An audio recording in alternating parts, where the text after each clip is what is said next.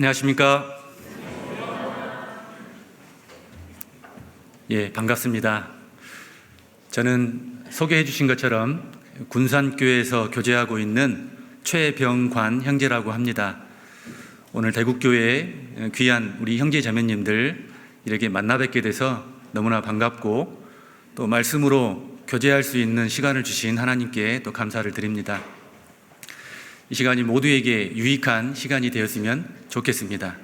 함께 기도하시겠습니다.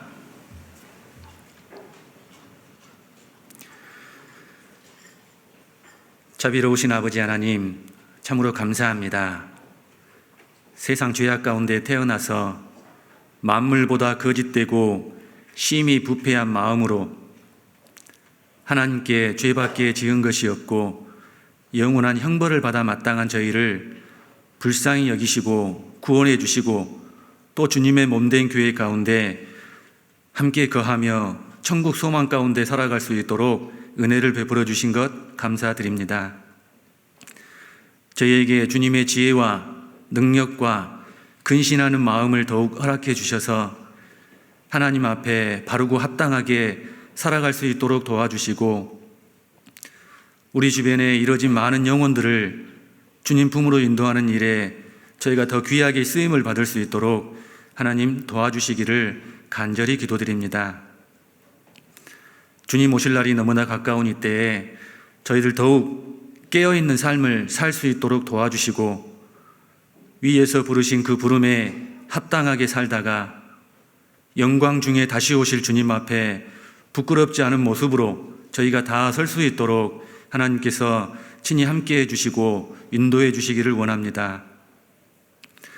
혹여 우리 가운데 육신의 질병으로 고통을 받고 있는 분이 계시다면 주님께서 일일이 기억해 주시고 치유의 손길로 함께해 주시고 이 시간 우리와 동일한 말씀과 또 위로로 함께해 주시기를 간절히 기도드립니다. 세상 마지막 때에 여러 나라 여러 지역에 전도의 문을 열어주신 것 감사드립니다.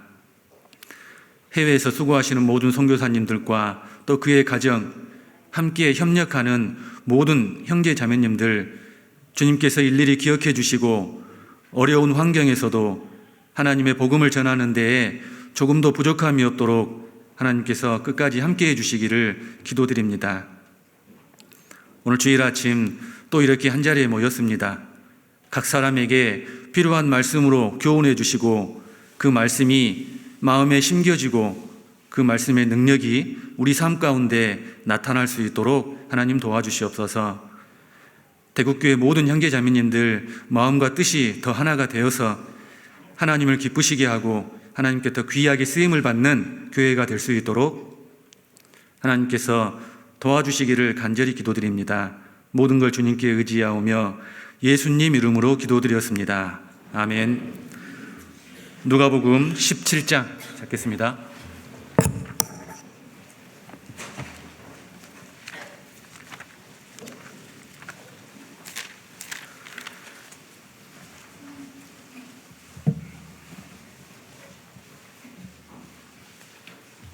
누가복음 17장 11절부터 19절입니다.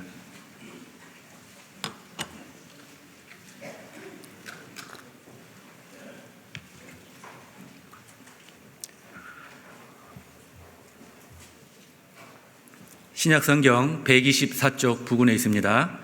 누가복음 17장 11절부터 19절을 함께 읽으시겠습니다. 예수께서 예루살렘으로 가실 때 사마리아와 갈릴리 사이로 지나가시다가 한 촌에 들어가시니 문둥병자 10명이 예수를 만나 멀리 서서 소리를 높여 가로되 예수 선생님이여 우리를 긍휼히 여기소서 하거늘 보시고 가라사대 가서 제사장들에게 너희 몸을 보이라 하셨더니 저희가 가다가 깨끗함을 받은지라. 그 중에 하나가 자기의 나은 것을 보고 큰 소리로 하나님께 영광을 돌리며 돌아와 예수의 발 아래 엎드려 살해하니 저는 사마리아인이라. 예수께서 대답하여 가라사대 10사람이 다 깨끗함을 받지 아니하였느냐? 그 9은 어디 있느냐? 이 이방인 외에는 하나님께 영광을 돌리러 돌아온 자가 없느냐 하시고 그에게 이르시되 일어나 가라 내 믿음이 너를 구원하였느니라 하시더라. 우리가 세상을 살아가는데 필요한 모든 것을 은혜로 공급해 주시는 하나님께 우리가 감사하는 마음으로 살아가는 것, 그것은 사람의 도리라고 생각합니다. 사람은 하나님의 은혜 아니면, 도움이 아니면 살 수 없는 그런 존재잖아요. 그런데 사람들은 하나님의 은혜를 잊어버리고 하나님께 감사하지 않고 산다라는 그런 생각이 듭니다. 그래서 오늘 감사에 대해서 좀 몇 가지 함께 교훈을 받아보고자 합니다. 오늘 처음 읽었던 말씀에 예수께서 예루살렘으로 가실 때라고 했습니다. 사복음서에 보면 예수님께서 예루살렘으로 가신다, 예루살렘을 향해 가신다, 올라가신다, 그런 말씀이 여러 번 나옵니다. 예수님께서 예루살렘으로 가신다는 것은 이제 곧 순환을 받으실 때가 가까웠다라는 그런 의미이기도 합니다. 오늘 본문도 예수님께서 예루살렘으로 가시는 중에 있었던 사건입니다. 사마리아와 갈릴리 사이를 지나가시다가 한 마을에 들어가셨는데 그곳에는 성경의 표현대로 하면 10명의 문둥병자가 있었습니다.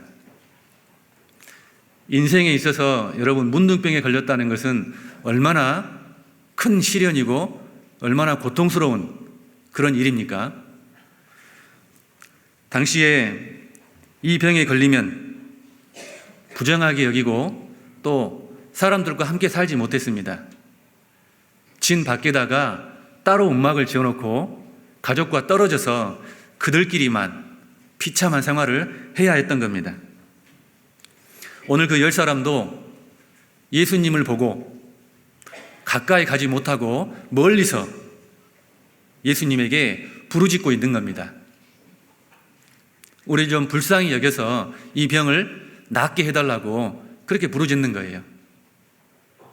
그때 예수님께서 제사장에게 가서 너희 몸을 보이라, 그렇게 말씀하셨습니다. 레위기 성경에 보면 문둥병이 걸린 사람이 병이 나으면 제사장에게 가서 그 몸을 보이고 제사장으로부터 다 나았다, 몸이 깨끗해졌다라는 말을 들어야 다시 마을로 돌아올 수 있었거든요.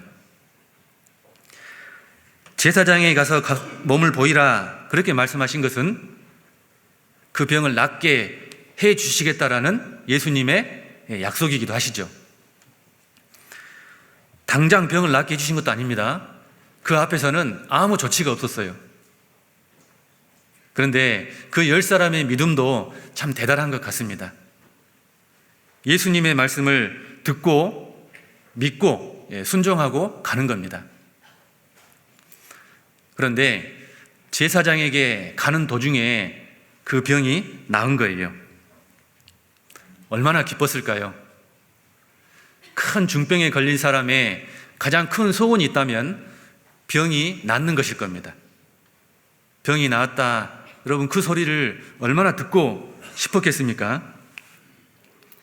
그런데 10사람이 고침을 받았는데 그 가운데 사마리아인 한 사람만 하나님께 영광을 돌리고 예수님께 돌아와서 살해했다는 겁니다. 잘 아시겠지만 사마리아인은 유대인과 이방인이 서로 섞인 사람들이었잖아요, 당시에. 그래서 유대인들로부터 변절자 취급을 받고 상종도 하지 않았던 그런 사람들입니다. 근데 그 가운데 한 사람이, 사마리아인이 예수님께 돌아와서 살해했습니다. 이 살해라는 단어 있지 않습니까? 기쁨과 즐거움을 뜻하는 카라라는 그 단어에서 유래한 말입니다. 기쁨과 감격이 충만해서 감사를 드렸다라는 그런 뜻입니다. 그런데 나머지 9사람은 똑같이 병은 고침을 받았는데 그 사람들은 큰 은혜를 입었으면 당연히 예수님께 돌아와서 감사해야 되는데 그렇지 않았다는 거죠. 자, 이걸 보면 은혜를 받은 사람은 많은데 그 은혜에 진정으로 감사하는 사람은 참 적다라는 생각을 하게 되죠. 하나님께 은혜를 받았으면 정말 주님 안에 깊이 뿌리를 내리고 그 은혜에 감사하는 삶을 살아야 되는데 사람들이 그렇지 않는 겁니다. 사람들이 우리 교회에 와서 말씀을 듣고 죄송합니다. 말씀을 듣고 구원받았다라고 너무나 기뻐하시는 분들이 많이 계시잖아요. 야, 내가 이제 이 말씀 깨달았다. 나도 이제 구원받았다. 천국 가게 되었다. 그렇게 기뻐하시는데 그런데 그 가운데 몇 퍼센트나 정말 교회 안에 깊이 뿌리를 내리실까? 얼마나 교제에 이렇게 안착이 되실까? 그런 걸 생각해 보면 요즘은 참 구원받기도 쉽지 않은 시대죠. 그런데 구원받았다고 해도 교회 가운데 뿌리를 내리시는 분들은 참 적다라는 생각을 또 해보게 됩니다. 우리가 그런 걸 생각해 보면 우리 옆에 계신 우리 형제자매님들 계시잖아요. 우리가 함께 교회 안에서 교제하고 함께 또 복음을 전하고 함께 수고하고 함께 웃고 함께 우는 우리 옆에 계신 우리 형제자매님들이 얼마나 정말 귀한지 모르겠습니다. 여러분, 감사가 영어로 땡크죠. 발음 별로 중요하지 않습니다. 그리고 생각하다는 think입니다. 그러니까 두 단어가 서로 어원이 같습니다. 영국의 청교도 교회 벽에 이런 글귀가 쓰여 있답니다. 생각하라 그리고 감사하라. 그리고 생각하다와 기억하다 두 개의 단어도 서로 깊은 관련이 있는 단어들입니다. 기억하다, 감사하다, 생각하다 이 세 단어는 서로 어원이 같거나 또 깊은 관련이 있는 단어들이라는 거예요. 감사는 그때그때 기분에 따라서 하는 게 아니라는 거죠. 정말 의지를 가지고 기억해야 우리가 감사할 수 있다는 겁니다. 가만히 있으면 감사가 저절로 되는 것이 아니라 하나님께서 나에게 베풀어 주신 그 은혜, 그 축복을 우리가 생각했을 때, 기억했을 때 하나님께 감사할 수 있다는 겁니다. 감사는 성향이 아니라 훈련을 통해서 나오는 것이라는 것을 우리가 알 수 있습니다. 하나님 은혜를 깨달은 사람이 하나님께 진심으로 감사할 수 있는 거예요. 이 10명 가운데 사마리아인 한 사람은 자기 병이 나은 것이 예수님의 말씀으로 주님의 은혜로 깨끗해졌다는 것을 깨달았기 때문에 예수님께 다시 돌아와서 감사를 드릴 수 있었던 거죠. 열왕기하 5장에 보면 아람의 군대 장관 나아만 장군이 나옵니다. 그 나아만 장군도 문둥병에 걸렸습니다. 그가 엘리사 선지자의 말을 듣고 요단강에 7번 들어가죠. 그 몸이 깨끗해진 이후에 엘리사 선지자에게 다시 돌아와서 그가 이런 말을 합니다.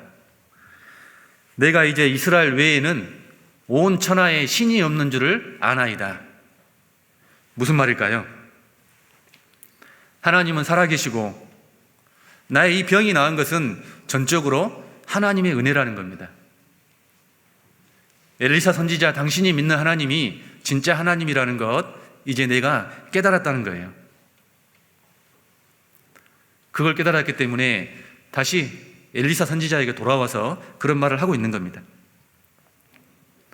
그런데 이 10사람 가운데 9명은 똑같이 그 몸이 깨끗해졌는데 근데 그 사마리아인 한 사람, 그 사람이 깨달은 것까지는 깨닫지 못한 거죠. 나의 이 병이 이제 나을 때가 됐으니까 나았겠지. 어쩌다 보니까 나았겠지. 그 정도밖에 생각을 못했던 것 같습니다.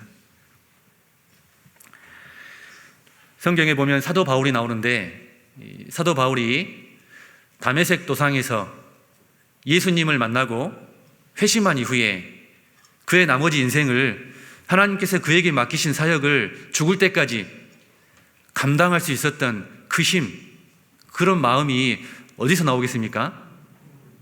사도 바울도 마찬가지입니다. 주님의 은혜를 깨달았기 때문에 그게 가능했다는 거예요. 여기 잡아놓으시고 디모데전서 1장 찾으시겠습니다.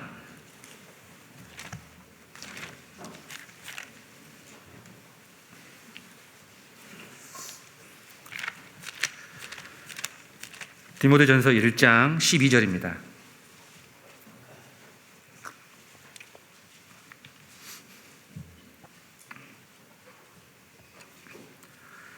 (12, 13절) 제가 읽겠습니다. 나를 능하게 하신 그리스도 예수 우리 주께 내가 감사함은 나를 충성되이 여겨 내게 직분을 맡기심이니 내가 전에는 회방자요 핍박자요 포행자이었으나 도리어 긍휼을 입은 것은 내가 믿지 아니할 때에 알지 못하고 행하였음이라. 15절은 같이 읽겠습니다. mit보다 모든 사람이 받을 만한 이 말이여 그리스도 예수께서 죄인을 구원하시려고 세상에 임하셨다 하였도다. 죄인 중에 내가 괴손이라. 사도 바울이 주님께 감사하고 평생을 정말 주님께 자기의 모든 것을 던질 수 있었던 이유가 뭐냐면 자신을 돌아보니까 자신은 죄인 중에 죄인이라는 거예요. 예수 믿는 자들을 회방하고 핍박하고 잡아 죽이는 데 앞장섰던 그런 사람이었던 겁니다. 그런데 마땅히 지옥에 갈 사람을 하나님께서 구원해 주셨다는 거죠. 구원해 주신 것도 너무나 감사한데 충성되이 여겨서 귀한 직분을 맡겨주셨다는 겁니다. 그래서 자기의 온 생애를 주님께 드리는 삶을 살 수가 있었다는 겁니다. 예수님의 12제자 가운데 가장 오랫동안 살았던 인물이 사도 요한이죠. 사도 요한도 마찬가지입니다. 죽을 때까지 그 믿음이 변치 않고 그 위치에서 흔들리지 않고 주님의 사역을 끝까지 감당할 수 있었던 그 이유가 뭐냐면 하나님의 사랑을 깨달았기 때문에 가능했다는 거예요. 요한일서 3장에 보면 보라 아버지께서 어떠한 사랑을 우리에게 주사 하나님의 자녀라 일컬음을 얻게 하셨는고 그러잖아요. 한번 보라는 겁니다. 하나님께서 우리에게 어떤 사랑을 어떤 은혜를 주셨는지를 깊이 한번 생각해 보라는 거죠. 그 사랑을 깨달은 사도 요한은 평생을 그 은혜에 감사하는 삶을 살 수가 있었던 겁니다. 자, 우리도 하나님의 은혜를 받았으면 감사하는 삶을 살아가는 것, 그것이 그리스도인의 당연한 삶이라고 할 수 있을 겁니다. 여러분 찬송가 405장 아십니까? 너무나 유명한 곡이죠. 나 같은 죄인 살리신. 다 잘 아실 겁니다.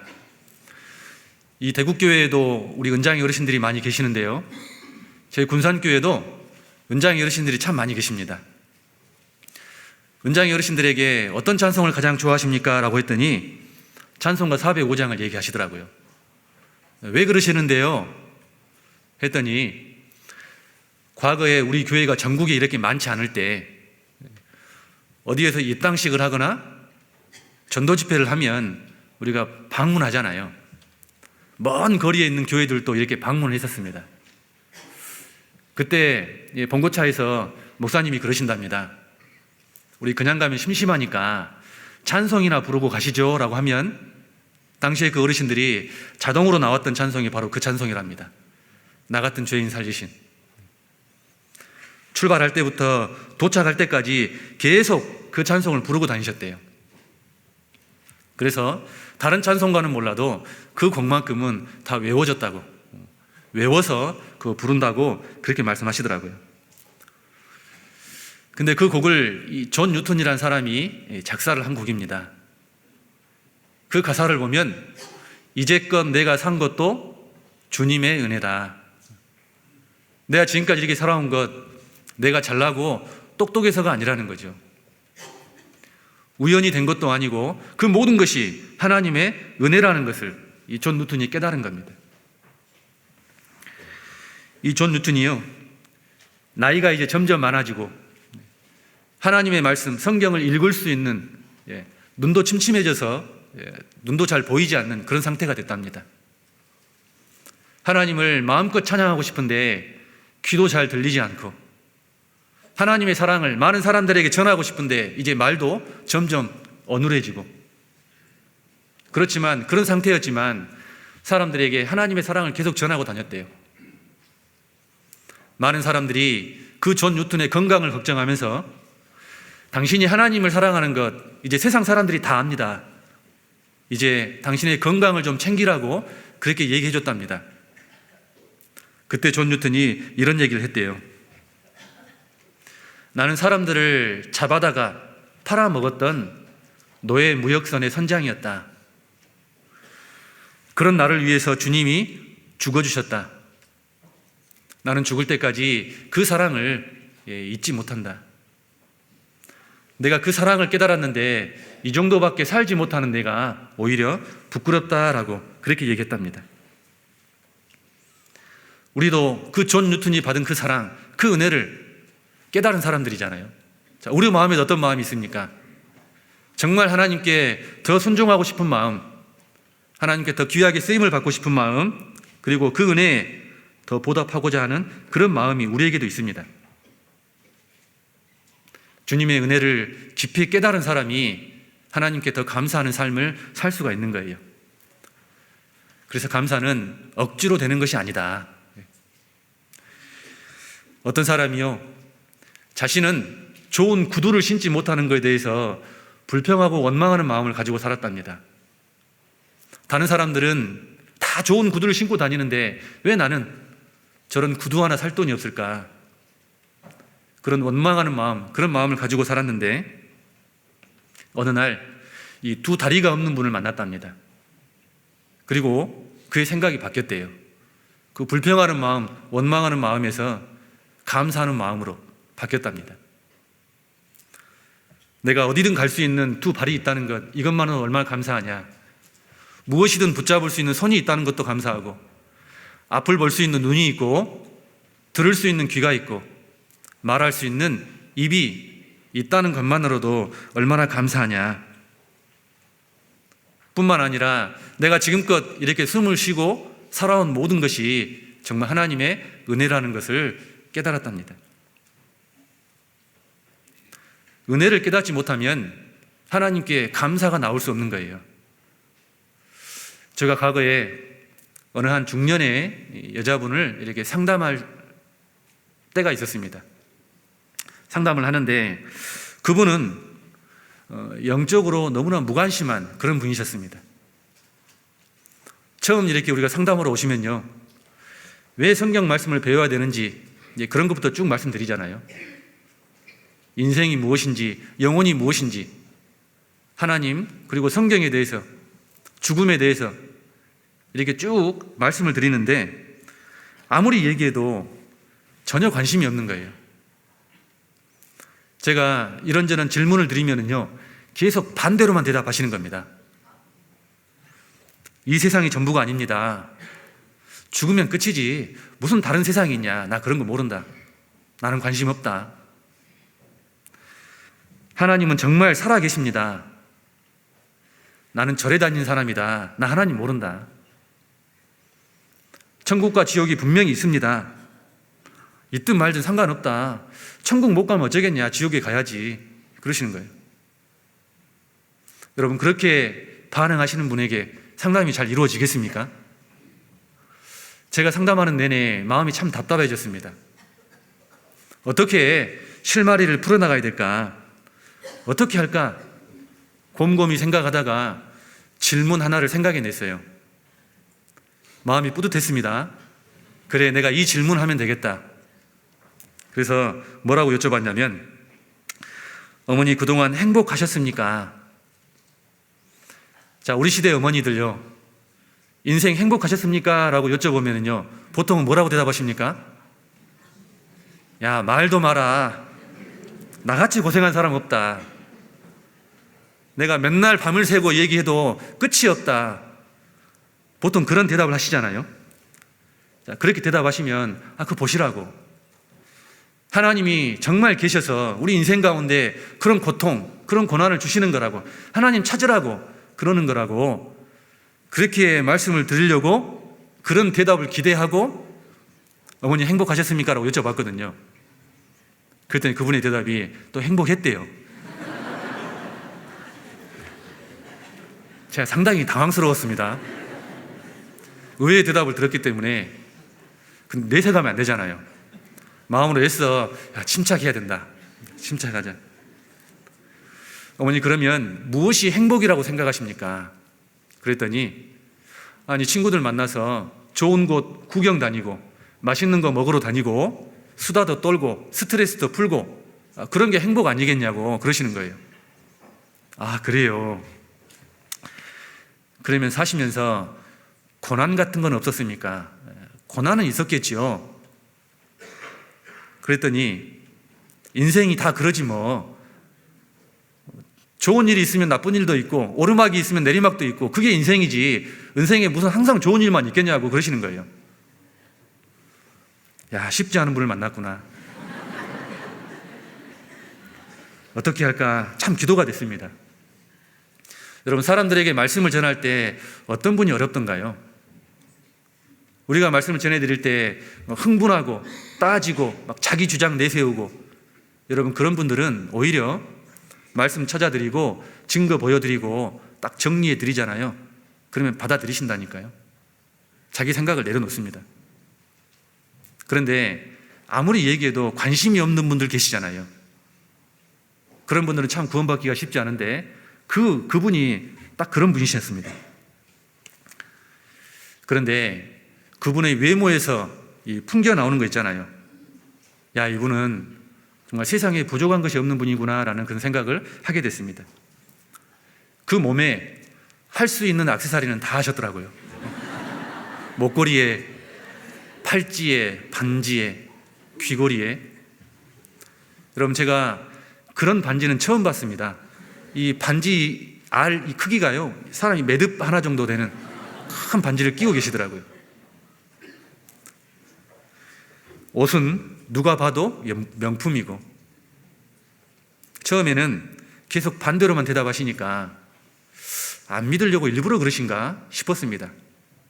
그래서 생각 같아서는요, 아이고 알았다고 그러면 그냥 그렇게 사시라고 돌려보내고 싶었는데, 근데 그럴 수가 없잖아요.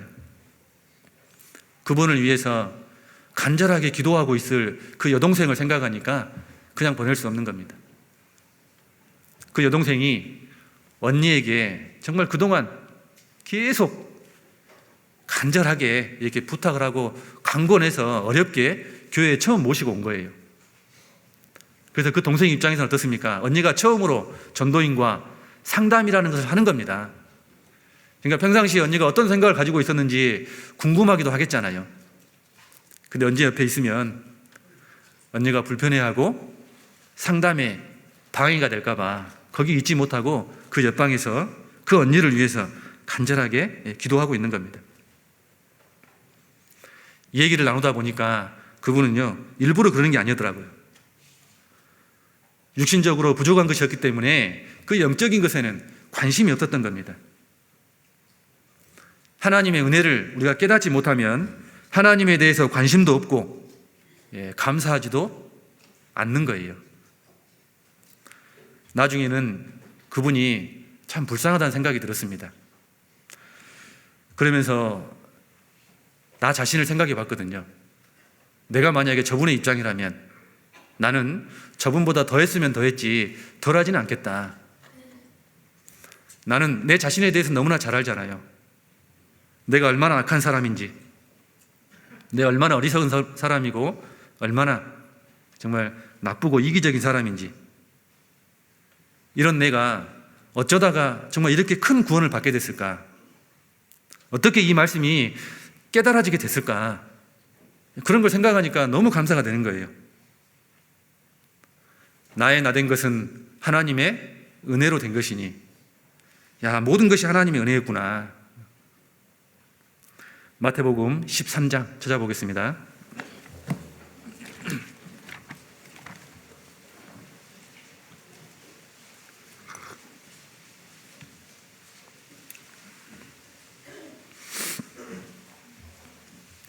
마태복음 13장 23절입니다.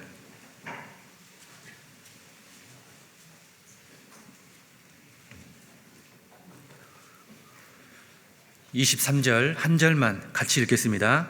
좋은 땅에 뿌리웠다는 것은 말씀을 듣고 깨닫는 자니 결실하여 혹 100배, 혹 60배, 혹 30배가 되느니라 하시더라. 어떤 사람이 열매를 맺는 삶을 살 수가 있습니까? 말씀을 듣고 그 은혜를 깨닫는 자가 30배, 60배, 100배의 결실을 맺는 삶을 살 수가 있는 겁니다. 골로새서 1장 6절에 보면 이 복음이 이미 너희에게 이르매 너희가 듣고 참으로 하나님의 은혜를 깨달은 날부터 너희 중에서와 같이 또한 온 천하에서도 열매를 맺어 자라는도다. 참으로 하나님의 은혜를 깨달은 날, 여러분 그때부터 열매를 맺는 삶을 살 수가 있는 거예요. 여러분 머리가 좋다고 열매 맺는 삶을 사는 게 아닙니다. 여러분 가진 것이 많다고 열매 맺는 삶을 사는 게 아니죠. 어떤 분은 시간이 없다고 늘 불평합니다. 여러분 시간이 많다고 열매 맺는 삶을 사는 게 아니거든요. 가진 달란트가 많다고 열매를 맺는 삶을 사는 게 아닙니다. 하나님의 은혜를 더 깊이 우리가 깨달을수록 하나님께 더 감사하고 하나님을 찬양하는, 그리고 열매를 맺는 삶을 우리가 살 수가 있다는 겁니다. 그리고 감사는 또 무엇이냐? 감사는 표현하는 것이다 라고 말씀을 드릴 수 있습니다. 본문 말씀으로 돌아가 보겠습니다. 누가복음 17장입니다.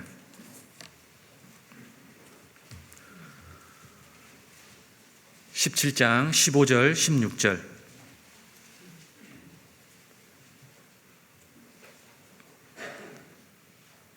제가 읽겠습니다. 그 중에 하나가 자기의 낳은 것을 보고 큰 소리로 하나님께 영광을 돌리며 돌아와 예수의 발 아래 엎드려 살해하니 저는 사마리아인이라.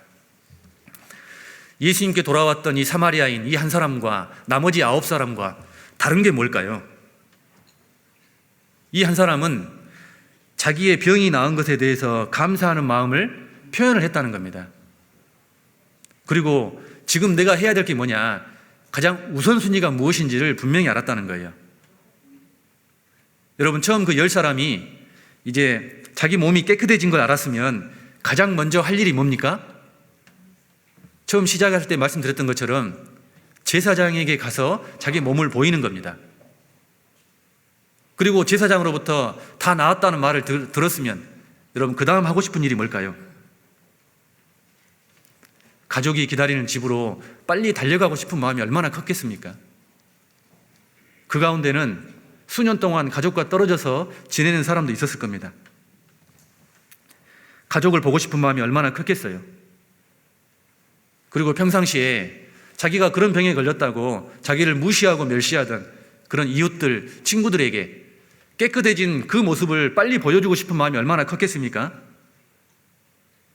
이 사마리아인 한 사람도 나머지 9사람과 똑같은 그런 마음을 가지고 있었겠지만, 근데 이 사람은 지금 내가 해야 될 게 뭐냐, 우선순위가 무엇인지를 알았던 거예요. 가족이나 친구들을 만나고 싶은 마음 다 뒤로 하고, 빨리 그들에게 달려가고 싶은 마음 뒤로 하고, 그 마음에 맺힌 응어리를 푸는 것 그것도 뒤로 하고, 모든 것 뒤로 하고 먼저 예수님께 와서 예수님께 엎드려 감사를 드린 겁니다. 자, 이 사람의 감사는 생각으로만 끝난 것이 아니라 행동으로 보여준 감사라는 거죠. 여러분 감사하다 생각만 하고 표현하지 않는 것은 선물을 포장만 하고 전달하지 않은 것과 똑같다. 어디에서 그런 글을 읽었는데요, 참 교훈이 됐습니다. 아, 감사하는 마음은 표현을 해야 되는구나. 근데 어떤 분은 그래요. 나는 정말 마음은 감사해. 그런데 성격상 표현을 잘 못하는 것 뿐이야. 나는 정말 마음은 감사하거든. 그런데 자꾸 표현을 해보십시오. 처음에는 좀 쑥스럽고 그럴지 몰라도 하다 보면 익숙해질 겁니다. 하나님께 향한 감사는 우리의 심장의 그 고동처럼 늘 규칙적이어야 된다 그 말입니다. 여러분 소금이 음식에 맛을 내는 것처럼 우리가 감사가요, 우리 신앙생활에 소금과 같은 그런 역할을 하는 겁니다. 사람이 감사의 습관을 들이는 것은 정말 좋은 습관이라고 할 수 있습니다. 유대인의 격언 가운데 이런 말이 있답니다. 어린아이가 태어나서 말을 가르칠 때 감사합니다라는 말이 입에 익숙해지기 전에는 다른 말을 가르치지 마라. 그러니까 유대인들은 아이가 태어나면 가장 먼저 가르치는 말이 감사합니다. 그러면 그 유대인들은 그 아이가 어떤 아이로 자라기를 원하는 거예요? 감사할 줄 아는 아이로, 그렇게 자라기를 원하는 겁니다. 여러분들은 우리의 자녀가 어떤 아이로 자라기를 원합니까? 우리 아이가 공부도 잘하고 착하고 엄마 아빠 말도 잘 듣고 인기도 많고 운동도 잘하고 다 잘합니다. 다 잘하는데 엄마 아빠에게 감사하지 않는다. 늘 불평이다. 항상 다고다고한다. 그리고 우리 아이가 하나님께 감사하지 않는다면 여러분 어떻게 되겠습니까? 우리는 받은 은혜에 감사할 줄 알아야 되는 겁니다. 골로새서 3장 15절 찾아보시겠습니다. 여기 계속 잡아놓으시고요.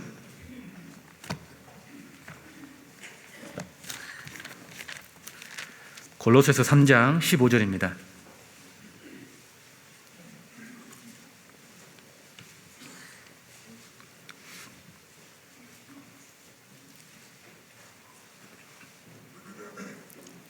(15절부터) (17절까지)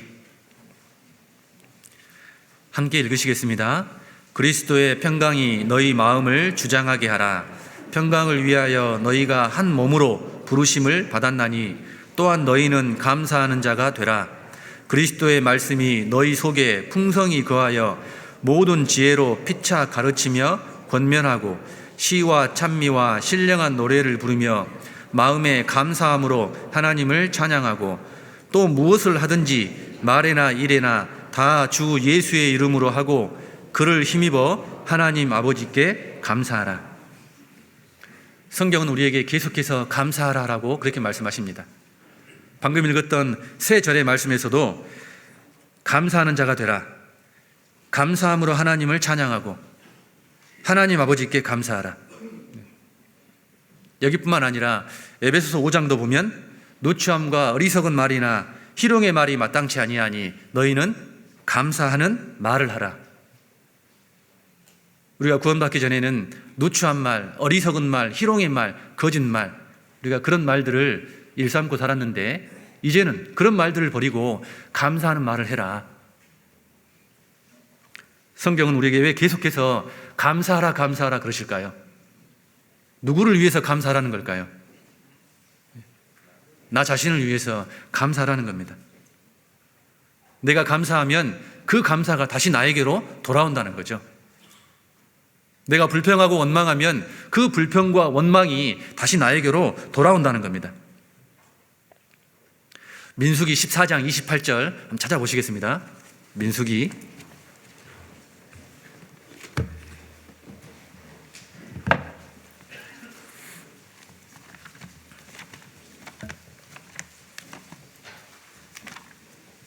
14장 28절입니다.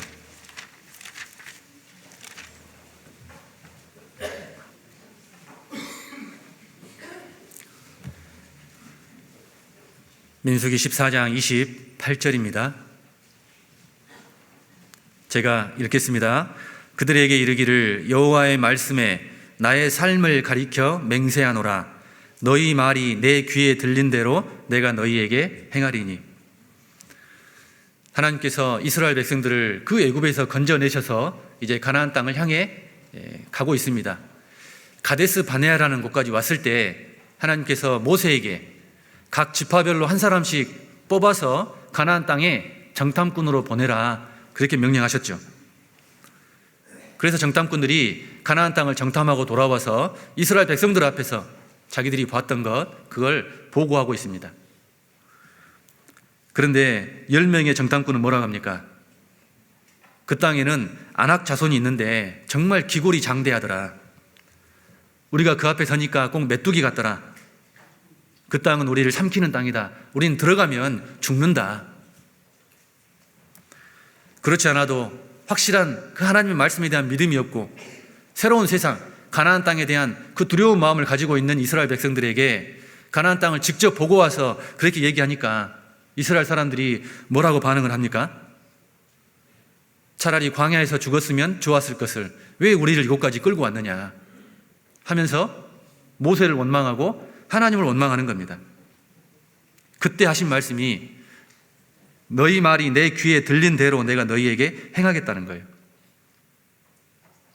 자, 차라리 광야에서 죽었으면 좋았을 것을 그렇게 얘기했던 이스라엘 백성들 그 말대로 광야에서 다 죽었습니다.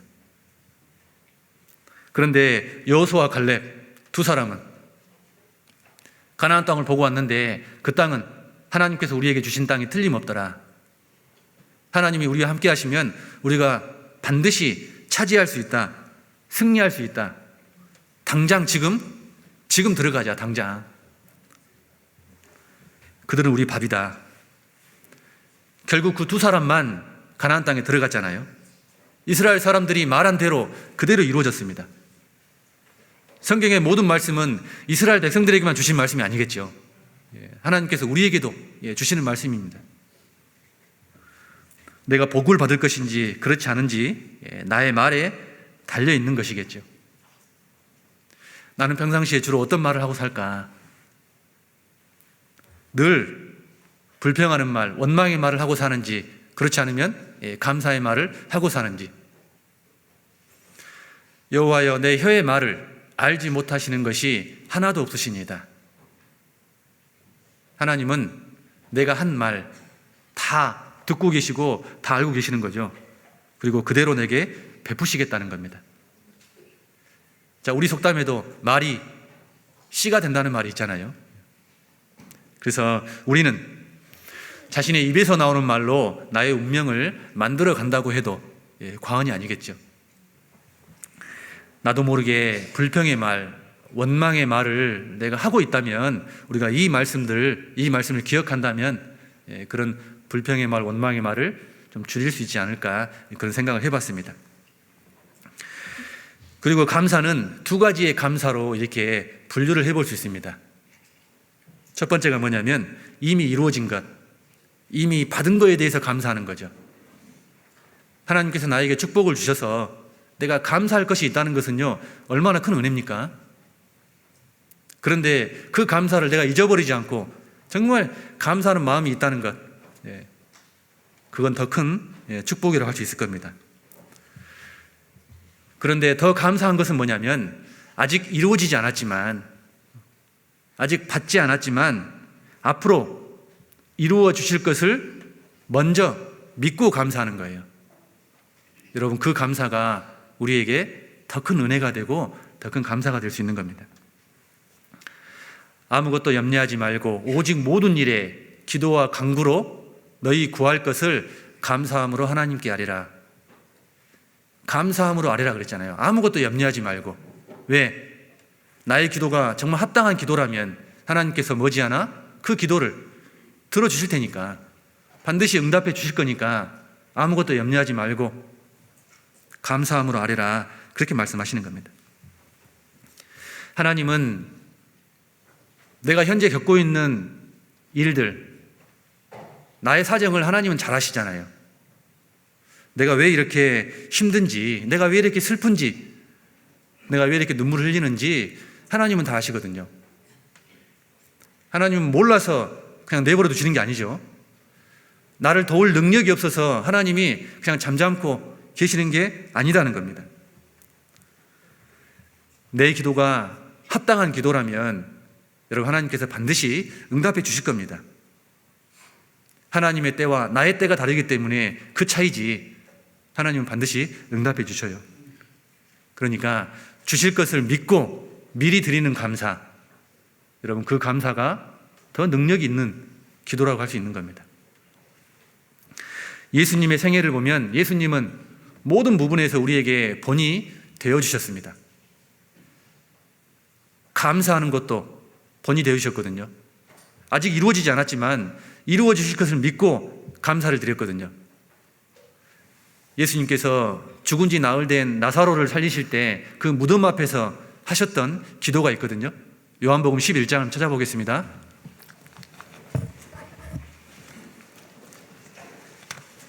요한복음 11장입니다.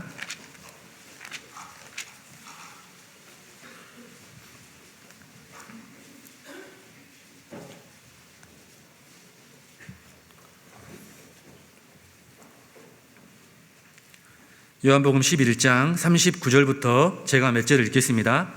예수께서 가라사대 돌을 옮겨 놓으라 하시니 그 죽은 자의 누이 마르다가 가로되 주여 죽은 지가 나흘이 되었음에 벌써 냄새가 나나이다. 예수께서 가라사대 내 말이 내가 믿으면 하나님의 영광을 보리라 하지 아니하였느냐 하신대 돌을 옮겨 놓으니 예수께서 눈을 들어 우러러 보시고 가라사대 아버지여 내 말을 들으신 것을 감사하나이다. 항상 내 말을 들으시는 줄을 내가 알았나이다. 그러나 이 말씀하옵는 것은 둘러선 무리를 위함이니 곧 아버지께서 나를 보내신 것을 저희로 믿게 하려 함이니이다. 이 말씀을 하시고 큰 소리로 나사로야 나오라 부르시니 거기 보시면 아버지여 내 말을 들으신 것을 감사하나이다. 항상 내 말을 들으시는 줄을 내가 알았나이다. 아직 이루어지지 않았지만 이루어 주실 것을 믿고 감사하고 있는 겁니다. 예수님의 감사는 들어주실 것을 믿고 드렸던 감사였던 거예요. 참 그게 참 은혜가 되고 우리에게 참 교훈이 된다라고 생각이 됩니다. 자, 그런 믿음, 우리가 그런 기도를 할 수 있다면 하나님께서 그런 기도를 더 기뻐하시겠죠. 그 기도가 더 능력 있는 기도라고 할 수 있을 겁니다. 오늘 본문에서도 그 10명의 문둥병자가 예수님의 말씀을 듣고 믿고 순종하고 갔잖아요. 만약에 그들이 하나님 그 예수님의 말씀을 믿지 않았다면, 순종하지 않았다면 어떻게 됐겠습니까? 우리가 때로는 정말 확실한 어떤 믿음을 가지고 기도할 때 있잖아요. 이 기도만큼은 반드시 들어주시겠다라는 그런 믿음을 가지고 기도하는데 아직 응답받지 못한 기도가 있지 않습니까?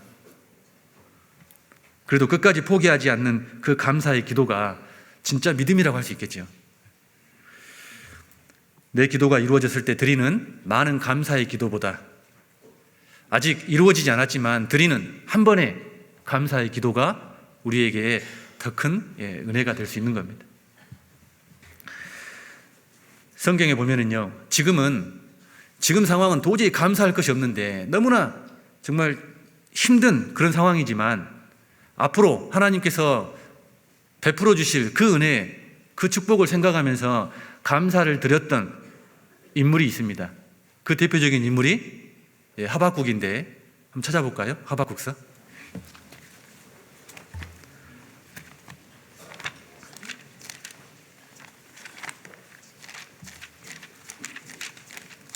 하박국 3장 17, 18절입니다.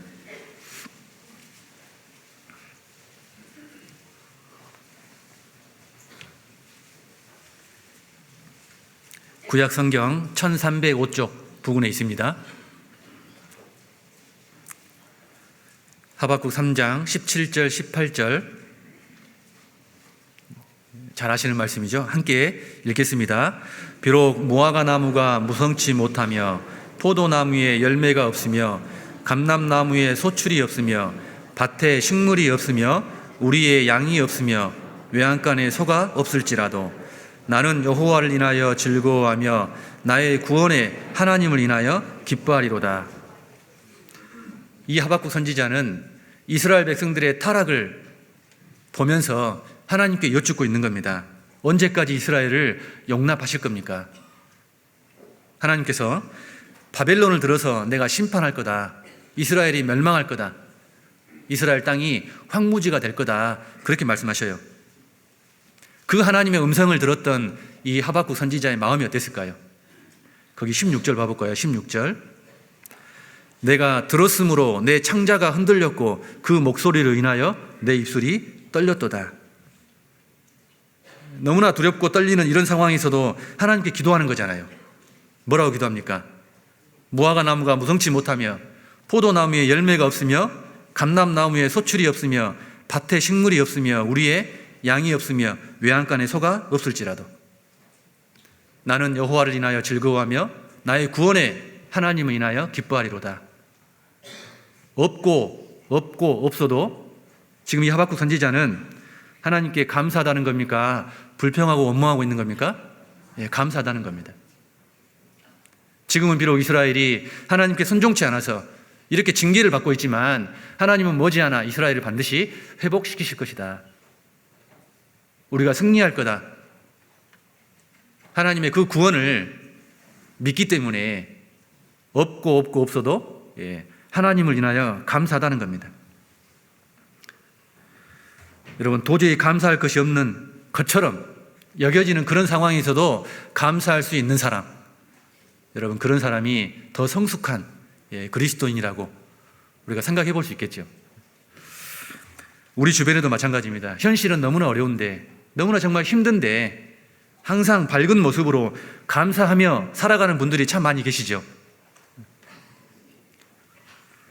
통장에는 돈이 없고 냉장고에는 먹을 게 없고 누구 하나 내 마음 알아주는 사람 없고 없어도 나는 여호와를 인하여 즐거워하며 나의 구원의 하나님을 인하여 기뻐하리로다. 참 우리도 그런 마음을 가지고 산다면 얼마나 좋겠습니까? 하나님께서 그런 자에게 복의 복을 더해 주실 거라고 생각이 듭니다. 내 기도가 정말 하나님 앞에 합당한 기도라면 우리도 믿고 감사하고 포기하지 말고 우리가 끝까지 기도하자. 그리고 감사는 겸손한 사람이 할 수 있다라고 말씀드릴 수 있습니다. 다시 본문으로 가볼까요?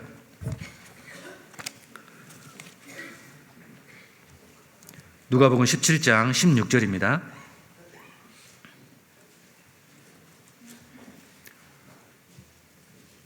16절 제가 읽겠습니다. 예수의 발 아래 엎드려 살해하니 저는 사마리아인이라. 사마리아인은 예수님 발 아래 엎드렸습니다. 자, 엎드렸다는 것은 겸손한 자의 모습이라고 할 수 있죠. 그러니까 진정한 감사는 겸손한 사람이 할 수 있는 겁니다. 근데 성경에 보면 하나님께서 겸손한 자에게 은혜를 주신다는 말씀이 많이 나오죠. 하나님의 은혜가 낮은 곳으로 겸손한 자에게 간다, 내리신다라는 그런 말씀이 성경에 많이 나오는데, 베드로전서 5장에도 보면 다 서로 겸손으로 허리를 동이라 하나님이 교만한 자를 대적하시되 겸손한 자들에게는 은혜를 주시느니라. 그러므로 하나님의 능하신 손 안에서 겸손하라. 때가 되면 너희를 높이시리라. 하나님의 은혜는 겸손한 자에게 주시겠다라고 계속 말씀하십니다. 자, 그래서 내가 지금보다 좀 더 겸손해질 수만 있다면 하나님께 더 많은 축복을 받을 수 있다. 맞습니까? 네, 맞겠죠. 지금보다 더 내가 겸손해질 수만 있다면. 나는 하나님 앞에 겸손한 사람입니까? 교만한 사람입니까? 여러분, 어떻게 알 수 있을까요? 내 입에서 늘 감사의 말이 나온다. 그러면 그 사람은 겸손한 자일 겁니다. 내 입에서 늘 불평이 나오고 원망이 나온다. 그러면 아마 그 반대에 있는 사람이라 할 수 있겠죠. 나는 주로 어떤 말을 하고 살까? 17절 보겠습니다. 17절. 예수께서 대답하여 가라사대 10사람이 다 깨끗함을 받지 아니하였느냐? 그 9은 어디 있느냐? 이 이방인 외에는 하나님께 영광을 돌리러 돌아온 자가 없느냐 하시고. 10사람이 다 깨끗함을 받았는데, 10사람이 다 은혜를 받았는데, 근데 이 이방인 외에는 하나님께 영광을 돌리러 돌아온 자가 없느냐? 자, 은혜를 받았으면 영광을 돌리는 것이 당연한데 그런 자가 없다는 거죠. 그러니까 은혜를 받는 것과 영광을 돌리는 것은 서로 연결되어 있는 거죠. 영광을 돌리는 것과 감사하는 것, 그건 서로 연결되어 있는 겁니다. 은혜 받은 것과 감사하는 것, 그건 서로 연결되어 있다는 겁니다. 하나님께 영광을 돌리는 삶을 살지 않는다면, 하나님께 감사하는 그런 삶을 살지 않는다면 그가 정말 하나님의 은혜를 받은 자인지 우리가 어떻게 알 수 있겠냐? 우리가 그렇게 생각도 해볼 수 있겠죠. 구원을 받았다고 하는데 교회에 나오는 것이 너무 싫대요. 형제 자매들과 만나서 교제하는 것도 싫고, 함께 있으면 마냥 불편하기만 하고, 주를 위해서 살고자 하는 마음도 없고, 말씀에 순종하고자 하는 마음도 없고, 하나님을 섬기는 모습도 없고, 전도하려는 그런 간절한 마음도 없다면 그가 정말 하나님의 은혜를 받은 사람인지 우리가 어떻게 알 수 있겠느냐. 우리가 그렇게도 생각해 볼 수 있을 겁니다. 너희가 믿음에 있는가 너희 자신을 시험하고 너희 자신을 확증하라. 내가 정말 믿음이 있는지 우리가 어떻게 내 자신을 시험하고 어떻게 확증해 볼 수 있을까요? 내가 얼마나 감사하는 삶을 살고 있는가. 우리가 그걸 보면 우리가 알 수 있을 거라고 생각이 됩니다. 그리고 구원받은 사람은요, 무엇에 관심을 가져야 하고 무엇을 감사하는지 이 사도 바울의 모습을 통해서 우리가 알 수 있습니다. 로마서 1장 찾겠습니다.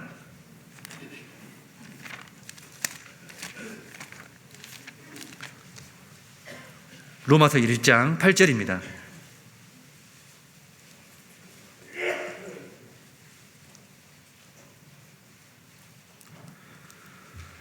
로마서 1장 8절. 한 절만 같이 읽겠습니다. 첫째는 내가 예수 그리스도로 말미암아 너희 모든 사람을 인하여 내 하나님께 감사함은 너희 믿음이 온 세상에 전파됨이로다. 지금 이 로마서를 기록하고 있는 사도 바울은 한 번도 로마에 가본 적도 없고 로마에 있는 성도들을 만난 적도 없습니다. 그런데 그들이 믿음 안에서 살아가고 있다는 그 사실에 감사했던 겁니다. 그리고 그들이 전하는 복음을 통해서 구원받는 역사가 나타나는 것에 대해서 사도 바울은 감사하고 있는 거예요. 여러분, 말씀의 능력과 복음의 역사는 2000년 전이나 지금이나 마찬가지잖아요. 구원받은 사람이라면 우리가 교회에서 복음이 전해지는 것에 대해서 우리는 마음 설레하고 감사해야 되는 겁니다. 교회에서 집회를 할 때 우리가 정말 관심을 가지고 그 집회를 위해서 기도하고 말씀을 전하는 분을 위해서 기도하고 전도하는 분을 위해서 기도하고 정말 감사하는 마음으로 그렇게 참여하는 것이 그게 구원받은 그리스도인의 올바른 모습이라고 말씀드릴 수 있겠죠. 교회에서 집회를 하는데 누가 하는지, 언제 하는지, 누가 기도 부탁했는지 하면 하는가 보다 우리가 그렇게 끝나버리면 안 되잖아요. 여러분, 하나님께서 우리 대구 교회를 통해서 하나님의 이 복음을 정말 세상에 힘있게 전하고 계시는 거 맞습니까? 맞습니까? 네, 맞잖아요. 하나님께서 대구 교회를 통해서 구원의 역사를 정말 이루고 계시는 것 맞잖아요. 그렇다면 우리는 그 사실에 감사해야 되는 겁니다. 그리고 내가 이 무리 안에 있다는 것, 대국교회 이 안에 내가 거하고 있다는 것에 대해서 우리는 정말 감사해야 되는 겁니다. 그래서 저는 우리 교회가 너무 좋아요. 여러분, 안 그렇습니까? 하나님께 감사는 해도 되고 안 해도 되고 여러분, 그런 차원의 문제가 아니라는 거예요. 하나님께 감사하지 않는 것이 죄가 된다는 거 아십니까? 거기 21절 볼까요? 로마서 1장 21절.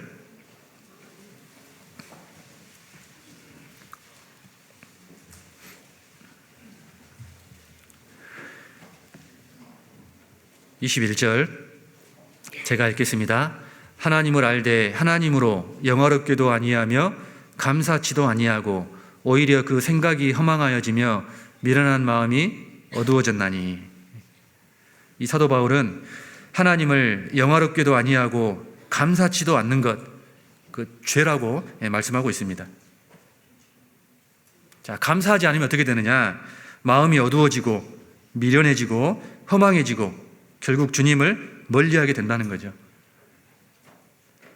내가 처음 구원받았을 때 정말 그때 마음은 너무나 감사했는데 구원의 연수가 더해갈수록 시간이 지날수록 내 그 감사의 마음이 점점점 많이 식어져 버렸다. 그러면서도 아무 찔림이 없고, 만약에 그런다면 우리는 나의 삶을 돌아보고 한번 재정비해 볼 필요가 있는 겁니다. 여러분, 십계명을 보면 사람에게 지켜야 할 계명 가운데 가장 첫 번째가 내 부모를 공경하라죠. 부모를 공경하라. 공경하지 않으면서 감사할 수 없죠. 감사하는 마음이 없으면 공경할 수 없는 겁니다. 부모님의 은혜가 너무나 큰데 부모님께 감사하지 않는 것, 부모님을 공경하지 않는 것이 살인죄, 간음죄보다 더 큰 죄라고 그렇게 말씀하시잖아요. 여러분, 어떤 사람이 길거리에 나가서 지나다니는 사람들에게 인터뷰를 했습니다. 왜 사세요? 왜 사십니까? 근데 그 대답 많은 사람들이 이제 답을 하는데 그 가운데 청년 한 사람이 그 사람의 대답이 참 제 마음을 기쁘게 하더라고요. 부모님을 기쁘게 해드리려고 삽니다. 야, 지금 그 청년 지금 어디서 무엇이든지 모르겠어요. 아마 정말 부모님을 기쁘게 하는 그런 삶을 살고 있을 거라고 생각이 됩니다. 우리가 그런 말을 들어도 그렇게 기쁜데 하나님은 얼마나 기뻐하실까? 부모님께 감사하지 않는 것이 그렇게 큰 죄라면 하나님께 감사하지 않는 것이 어떻게 죄가 되지 않겠냐 그 말입니다. 사람이 은혜를 받았으면 당연히 감사해야 되는데 그 아홉은 어디 있느냐? 여러분, 그 아홉은 어디 갔습니까? 세상으로 가버렸죠. 세상에 나가서 세월을 허비하고 인생을 허비하고 헛된 일에 분요하며 육신의 것을 쫓아서 그냥 그렇게만 살아가고 있는 겁니다. 우리 시대에 정말 그 은혜에 감사하는 자가 너무나 적은 겁니다. 그러니까 정말 우리가 힘들고 어려운 가운데 어떻게 해서든지 그 신앙만큼은 지켜보려고 교회 가운데 끝까지 붙어 있는 분들 계시잖아요. 우리가 그런 분들이 정말 귀하다는 걸 알아야 됩니다.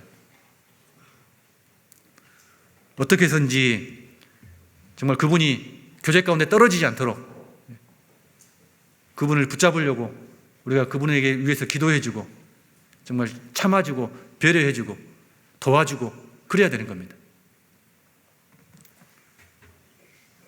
우리 시대에 정말 하나님께 감사하러 나오는 자가 너무나 적은 거예요. 이 10명의 문둥병자들이 다 육신의 축복을 받았잖아요. 다 고침을 받았습니다. 그런데 그 9은 진짜 중요한 영혼의 구원을 받지 못한 겁니다. 오직 한 사람만 예수님께 와서 살해했을 때 죄 용서, 죄 사함의 은혜, 그 영혼이 구원을 받은 겁니다. 우리가 육신의 병 고침을 받는 것보다 영혼이 구원받는 것이 얼마나 더 큰 은혜입니까? 그렇잖아요. 이걸 통해서 우리가 알 수 있는 게 뭐냐면 감사는 하면 할수록 더 큰 감사를 주신다. 감사는 감사를 낳는다. 그래서 우리가 주신 것을 기쁜 마음으로 감사하는 마음으로 받으면 하나님 우리에게 더 큰 은혜로 주신다는 거예요. 내가 풍족하고 형통할 때만 감사할 것이 아니라 그래서 고난 중에도 아픔 중에도 말할 수 없는 눈물 골짜기를 통과할 때도 우리는 늘 하나님께 감사해야 되는 겁니다. 범사에 감사하라. 데살로니가 후서 2장 16절 찾아보시겠습니다. 데살로니가 후서 2장 16절입니다.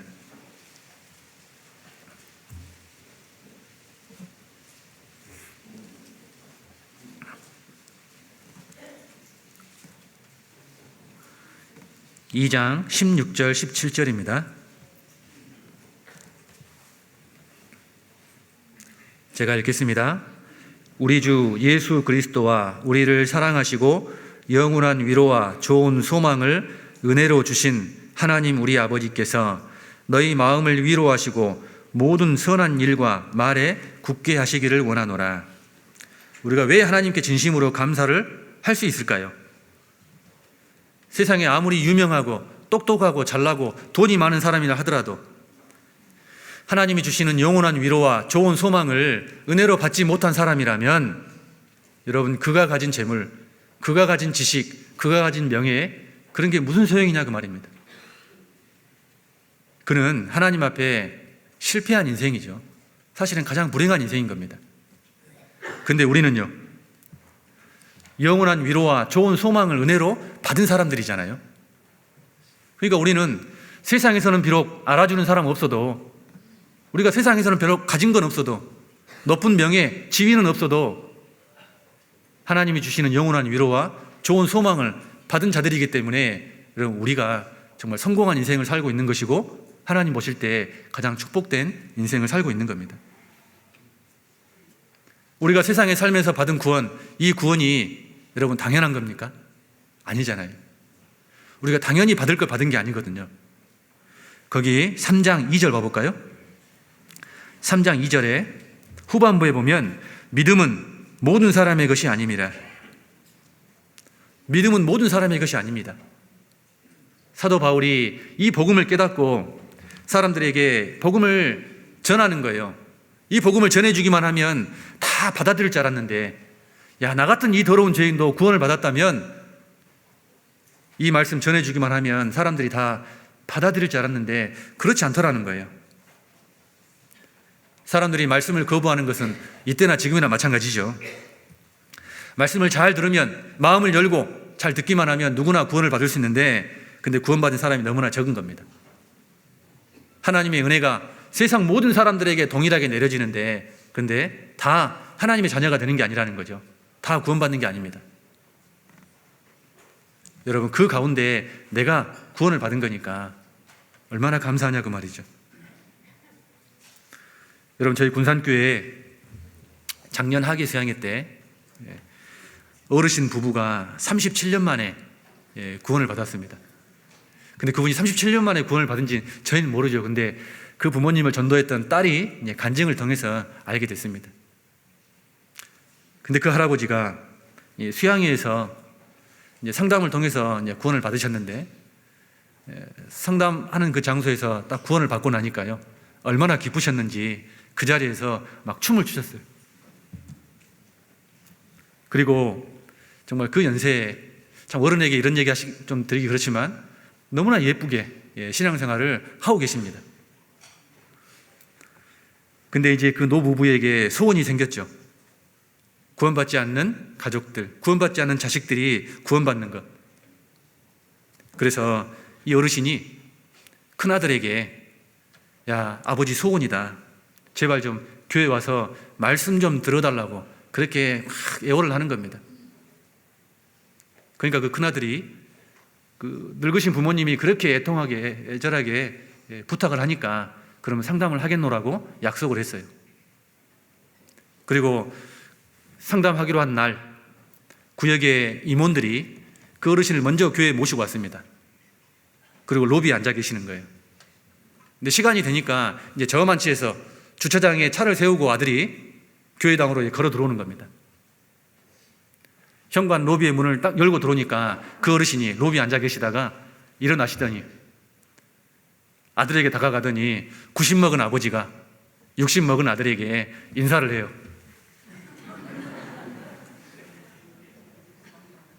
그리고, 야, 나는 네가 교회에 오니까 너무 좋다, 너무 고맙다 그러는 거예요.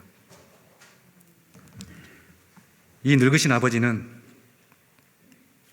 인생 마지막에 구원이 얼마나 소중하다는 걸 깨달은 거잖아요. 그래서 그 구원을 사랑하는 아들에게 알려주고 싶은 겁니다. 우리가 받은 구원이 어떻게 작은 것이겠습니까?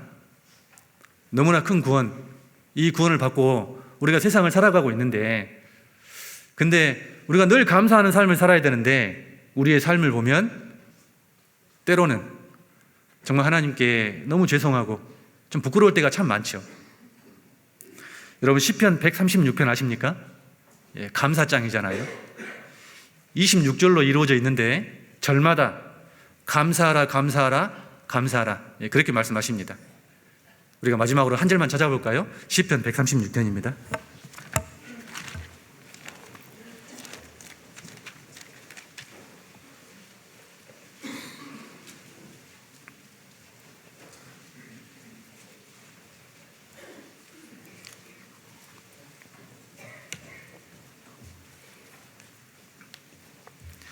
시편 136편입니다. 1절 한 절만 같이 읽겠습니다. 여호와께 감사하라. 그는 선하시며 그 인자하심이 영원하미로다. 끝절까지 한번 같이 읽어보면 좋겠는데요. 시간이 없으니까 각자 이게 가셔서 한번 쭉 읽어보시고 묵상을 해보시면 참 좋겠다 싶습니다. 근데 이 시편 136편의 그 내용이 뭐냐면 이 5절부터 9절까지 내용이 창조에 대한 말씀입니다. 우리를 위해서 모든 것을 창조해 주신 것에 감사하라. 그리고 애굽을 치시고 이스라엘을 건져주신 것도 감사하고, 홍해를 가르고 건너게 하시고 뒤쫓던 그 바로의 군대를 이기게 하신 것도 감사하고, 광야 길을 걷는 동안에 늘 승리하게 해주신 것도 감사하고, 결국 가나안 땅을 기업으로 주신 것 감사하라. 그런 내용이거든요. 그런데 이것이 이스라엘 백성들에게만 해당되는 것이 아니고 세상 마지막을 살아가는, 이 시대를 살아가는 구원받은 그리스도인 우리들의 고백이고 우리들의 간증이 됐으면 좋겠습니다. 이 세상에 나를 만드신 것에 감사하고, 더럽고 추한 나를 오랫동안 참고 기다려주신 것도 감사하고, 구원해 주셔서 천국의 소망을 주신 것 감사하고, 교회 안에 붙잡아 주신 것도 감사하고, 신앙생활 하는 동안에 항상 승리할 수 있도록 늘 새 힘과 또 용기와 담대함을 우리에게 주시는 것도 감사하고, 기쁨과 즐거움 가운데 세상을 살아가도록 하신 것 감사하고, 결국 영원한 천국을 우리에게 기업으로 주시는 하나님께 우리가 감사하자. 우리가 그렇게도 교훈을 받을 수 있겠죠. 하나님께 은혜를 받았으면 정말 그 은혜에 진심으로 감사하는 삶을 살아야 되는데, 우리의 모습을 보면 참 하나님께 죄송할 때가 참 많은 것 같습니다. 우리가 세상의 사람들에 비해서 비록 가진 것은 없지만 그들이 갖지 못한, 우리가 세상에 살면서 얻을 수 있는 가장 큰 축복을 받았잖아요. 구원의 은혜를 받았으니까 세상의 그 어떤 것과도 비교할 수 없는 차원이 다른 은혜거든요. 우리는 그런 큰 은혜를 받았습니다. 우리가 신앙생활 하면서 항상 마음에 각오할 때가 있습니다. 다짐을 할 때가 있습니다. 여러 가지 다짐도 하고 각오도 하면서 살아가는데, 오늘 우리가 한 가지 더 마음의 각오를 좀 해보면 어떨까 싶습니다. 앞으로 내가 더 감사하며 살아야겠다. 감사하며 살자. 그래서 오늘 하루만이라도 이 감사라는 이 두 글자를 우리 마음에 잘 한번 새겨보는 그런 하루가 되었으면 좋겠습니다. 함께 기도하시겠습니다. 하나님 감사합니다. 세상 많은 사람들 중에서 저희를 먼저 구원해 주시고 주님의 몸된 교회 가운데 하나님의 사랑과 또 축복 가운데 남은 생을 살아갈 수 있도록 은혜를 베풀어 주신 것 감사드립니다. 저희를 통해서 또 많은 주변에 또 복음을 전함으로 많은 사람들을 옳은 대로 인도하는 일에 저희가 더 귀하게 쓰임을 받을 수 있도록 도와주시고, 대국교회 모든 형제 자매님들 마음과 뜻이 더욱 하나가 되어서 하나님을 기쁘시게 하고 하나님께 영광을 돌리고 더 귀하게 쓰임을 받는 교회가 될 수 있도록 하나님께서 축복해 주시기를 간절히 원합니다. 모든 걸 주님께 감사드리며 저희를 세상 죄악 가운데서 구원해 주신 예수님 이름으로 기도드렸습니다. 아멘.